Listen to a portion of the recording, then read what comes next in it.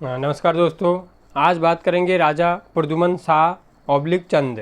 इनको प्रद्युमन शाह और चंद इसलिए कहा जाता है क्योंकि इन्होंने गढ़वाल में भी राज किया और चंद वंश में भी, शाह वंश में भी वहाँ, और यहाँ चंद वंश में भी इन्होंने क्या करा, राज करा। तो जो राजा प्रद्युमन चंद या प्रद्युमन शाह थे, इन्होंने 1779 से 1786 तक राज किया।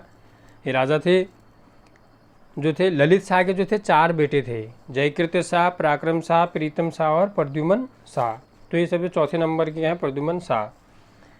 ललित शाह की मृत्यु मलेरिया से हुई। जो ललित शाह थे उनकी मृत्यु मलेरिया से हो जाती है और इसके बाद गढ़वाल के शासक जयकृत शाह हुए। उसके बाद गढ़वाल के राजा जो थे वो जयकृत शाह होते हैं। मोहनचंद ने नागा बाबाओं के साथ मिलकर यहाँ आक्रमण किया परंतु पराजित हुए। जो मोहनचंद थे उनने क्या करा, नागा बाबाओं के साथ मिलकर यहाँ आक्रमण कर दिया परंतु वो हार गए। जयकृत शाह ने कुमाऊं के राजा को लिखा कि कुमाऊं उसके अधीन है। इस बात को लेकर दोनों में क्या हो गया, युद्ध हो गया और जयकृत शाह पराजित हो गए। जयकृत शाह ने कुमाऊं के राजा को लिख दिया, चिट्ठी लिख दी कि कुमाऊं मेरे अधीन है। तो उतने में क्या हो जाता है, दोनों राजाओं युद्ध हो जाता है, जयकृत शाह पराजित हो जाते हैं।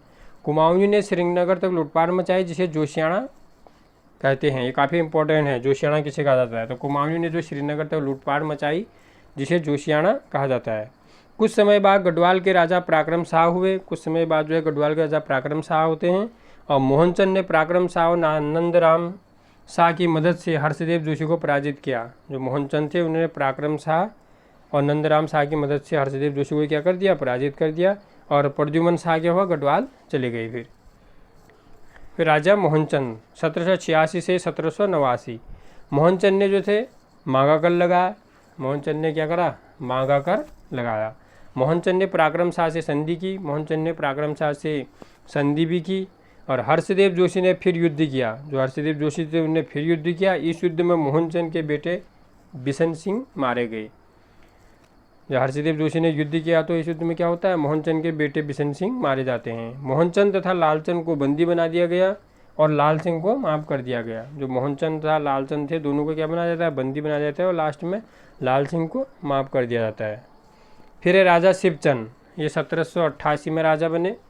राजा शिवचंद जो थे 1788 में राजा थे। इस समय से गोरखा के विलय तक जो शासन रहा उसे जोशियाल कहा जाता है। ये भी काफ़ी इंपॉर्टेंट है, जोशियाल किसे कहा जाता है। तो राजा शिवचंद के कार्यकाल जो 1788 था उस समय से गोरखा के विलय तक जो शासन रहा उसे क्या कहा जाता है, जोशियाल। लाल सिंह ने फैजुअल्लाह खां की मदद से कुमाऊं पर चढ़ाई की। इस युद्ध में राजा के सरदार श्री गदाधर जोशी मारे गए। लाल सिंह जो थे उन्होंने फैजुअल्लाह खां की मदद से क्या कर दिया, कुमाऊं पर चढ़ाई कर दी और इस युद्ध में राजा के सरदार गदाधर जोशी क्या होते हैं, मारे जाते हैं। और क्या होता है, हर्षदेव जोशी फिर गढ़वाल भाग जाते हैं। जब गदाधर जोशी राजा के सरदार जो हैं श्री गदाधर जोशी मारे जाते हैं तो हर्षदेव जोशी क्या हो जाते हैं, गढ़वाल को भाग जाते हैं। फिर राजा महेंद्र चंद, चंद वंश के अंतिम राजा हैं। राजा महेंद्र चंद 1788 से 1790, काफ़ी इंपॉर्टेंट है।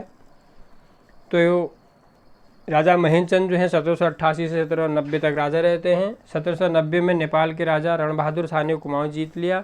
1790 में नेपाल के राजा जो रणबहादुर शाह थे उन्होंने क्या करा, कुमाऊं जीत लिया। और हर्षदेव जोशी गढ़वाल से भागकर बरेली के सूबेदार मेहंदी अली बेग के शरण में पहुंचे। जो हर्षदेव जोशी हैं वो गढ़वाल से भागकर कहाँ जाते हैं, बरेली के सूबेदार मेहंदी अली बेग की शरण में चले जाते हैं। तो आज के लिए इतना ही, फिर मिलते हैं अगले एपिसोड में। और धन्यवाद आप लोगों ने, जिसने भी अभी हमारे चैनल को सब्सक्राइब नहीं किया, सब्सक्राइब कर लें, शेयर करें, लाइक करें। धन्यवाद।